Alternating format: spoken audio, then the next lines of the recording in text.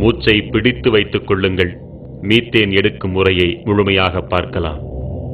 மீத்தேனுக்கான துளைகளை 6000 அடிகளுக்கும் கீழாக இடுவார்கள். பின்னர் அங்கிருந்து பக்கவாட்டில் பல்லாயிரம் மீட்டர்களுக்கு துளைத்தெடுப்பார்கள். ஓர் ஆழ் துளையிலிருந்து பல திசைகளிலும் பக்கவாட்டு துளைகளை இடுவார்கள். பின்னர் அந்த துளைகள் வழியாக வேதிப்பொருட்களை மிக அதிக அழுத்தத்தில் செலுத்தி ஆழத்தில் இருக்கும் பாறைகளை வெடிக்கச் செய்து அங்கு சிக்கியிருக்கும் மீத்தேனை விடுவிப்பார்கள். விடுவிக்கப்பட்ட மீத்தேன் இவர்கள் அனுப்பும் ரசாயன நீரோடு கலக்கப்பட்டு பின் வெளியில் எடுக்கப்படும். வெளியில் எடுக்கப்பட்ட பின்னர் மீத்தேன் எரிவாயு மட்டும் பிரித்தெடுக்கப்படும். ஒரு மீத்தேன் கிணறு அமையும் பகுதியை 5 to 7 நாட்களுக்குள்ளாக சுத்தம் செய்து 50 to 100 நாட்களுக்குள்ளாக முழுமையாக துளையிட்டு விடுவார்கள்.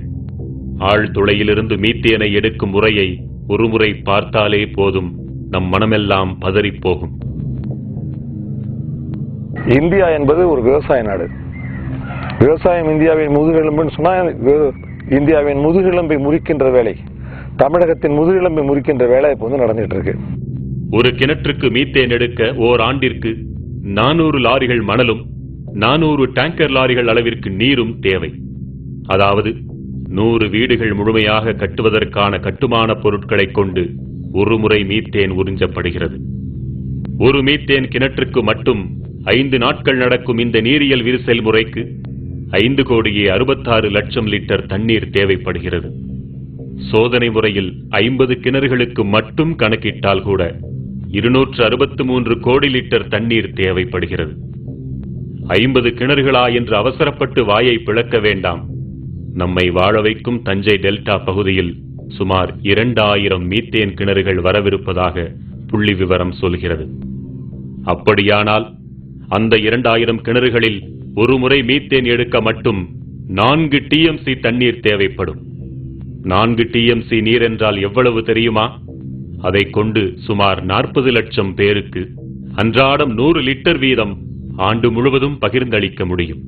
இன்னும் எளிமையாக சொல்வதென்றால் 40 லட்சம் பேருக்கு 365 நாட்களுக்கும் நாளொன்றுக்கு 5 குடம் தண்ணீர் வீதம் தர முடியும். மேட்டூர் அணையின் முழு கொள்ளளவான 93.4 TMC நீரை இந்த கிணறுகள் 4 மாதங்களில் குடித்து தீர்க்கும் என்றால் இதன் அபாயத்தை புரிந்து கொள்ளுங்கள். இந்த பகுதியில் முதலில் குடிநீர் இல்லாமலும் அடுத்தது விவசாயம் இல்லாமலும் படிப்படியாக இந்த பகுதி மக்கள் இந்த மண்ணை விட்டு வெளியேறுகின்ற நிலைமை ஏற்படும். கர்நாடகாவிடமிருந்து 10 TMC தண்ணீரை பெறுவதற்கே 20 TMC கண்ணீரை விட வேண்டிய நிலைமையில் இருக்கிறோம் நாம்.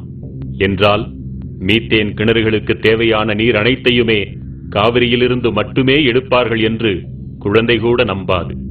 நிச்சயம் ஒட்டுமொத்த தமிழகத்தின் தண்ணீரும் இதற்காக உறிஞ்சப்படும். இப்படியே அடுத்து வரும் 30-40 ஆண்டுகளுக்கும் மீத்தேன் குடிக்கப் போகிறார்கள் என்றால் நம் இயற்கை வளங்கள் எவ்வளவு கொள்ளை போகும் என்பதை கற்பனையாவது செய்து பார்க்க முடிகிறதா? இது நமக்கும் நம் சந்ததிக்குமான குடிநீர் அல்லவா? தனியாரின் கொள்ளை லாபத்திற்காக கொடுத்துவிட்டு தண்ணீர் இல்லாமல் நாம் அலைய வேண்டுமா? தண்ணீருக்கு இந்த நிலை, மணலுக்கு என்ன நிலை என்பதை இனி பார்ப்போம். ஒரு கிணற்றுக்கு 400 லாரிகள் மணல் தேவைப்படுகிறது என்றால் இனி வரவிருக்கும் 2000 கிணறுகளுக்கு 8 லட்சம் லாரிகள் மணல் தேவை. அதாவது 80,000 வீடுகள் கட்ட தேவைப்படும் மணலை விழுங்கப் போகின்றன இந்த மீத்தேன் கிணறுகள். இதே போன்று 40 வருடங்களுக்கு மணலும் தண்ணீரும் விழுங்கப்பட்டுக் கொண்டிருந்தால் நம் தலைமுறைகள் என்னவாகும்? இந்த மணலையும் தண்ணீரையும் கொள்ளிடம் காவிரி மட்டுமல்லாமல் தமிழகத்தின் இதர ஆறுகளிலிருந்தும் நிச்சயம் எடுப்பார்கள். ஏற்கனவே மணலை தின்று தீர்த்த மட்டும் போதாதென்று இப்படி அடிவரை சுரண்டும் அதிபயங்கர திட்டம் வேறா? கொள்ளையடிப்பதற்காக எவ்வளவோ சிந்திக்கிறார்கள், அதை தடுப்பதற்காக கொஞ்சமாவது சிந்திக்க வேண்டாமா? மீத்தேனை எடுக்க மணலும் தண்ணீரும் மட்டுமல்ல, 635 வகையான நச்சுத்தன்மை வாய்ந்த வேதிப்பொருட்களும் பயன்படுத்தப்படுகின்றன. நச்சென்றால் சாதாரண நச்சல்ல, கதிரியக்கம் கொண்ட வேதிப்பொருட்கள் கலந்த நச்சு. இத்தகைய நச்சு வேதிப்பொருட்கள் தான் அடுத்த 30-40 ஆண்டுகளுக்கு நம் தாய் மடி போன்ற தஞ்சை நிலத்திற்குள் செலுத்தப்படும். நினைத்து பாருங்கள், இது மட்டும் நிகழ்ந்தால் நம் நிலம் என்னவாகும்? நம் இனம் என்னவாகும்? ஆறு அமிலமாகும், மண் மலடாகும், பிறகு வாழ்க்கை ஏது நமக்கெல்லாம்? சொல்வதெல்லாம் கனவல்ல, இந்த உலகம் ஏற்கனவே கண்டதைத்தான் பாருங்கள் என்கிறோம். வேற எந்த ஏரியாலையும் 1 கிலோமீட்டர் ஒரு கிராமங்கிறத பார்க்க முடியாது. ஓல்டு தஞ்சாவூர் டிஸ்ட்ரிக்ட், தஞ்சாவூர், திருவாரூர், நாகப்பட்டினம் எடுத்து தஞ்சாவூர் டெல்டாவில் மட்டும்தான் இவ்வளோ டென்ஸ் பாப்புலேஷன் இருக்கிறது தமிழ்நாட்டில். இந்த டென்ஸ் பாப்புலேஷனோட வாழ்வாதாரம், வாழ்க்கை எல்லாத்தையும் கெடுத்துட்டு ஒரு டெவலப்மெண்ட் வந்ததுன்னா அது எந்த அளவுக்கு கரெக்டுங்கிறதுல யாராலையும் முடிவு சொல்ல முடியாத ஒரு விஷயம். இந்த பகுதியில் தான் பல்லுயிர் பெருக்கம் நிலவுகிறது.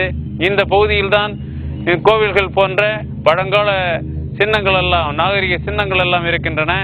இந்த பகுதியில் தான் மும்மதங்களின் புனித தலங்கள் எல்லாம் இருக்கின்றன. மீத்தேன் கிணற்று குழாய்களில் ஏற்படும் உடைப்புகள் மற்றும் பழுதுகள் காரணமாக மீத்தேன் கலந்த நீர் நிலத்தடி நீரோடு கலக்கிறது.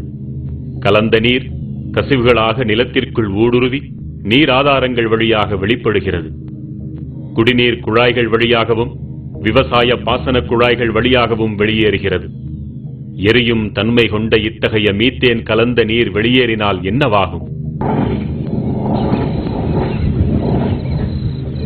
மீத்தேன் கழிவு கலந்த நீர் நெருப்பு பட்டவுடன் பற்றி எறிந்தது.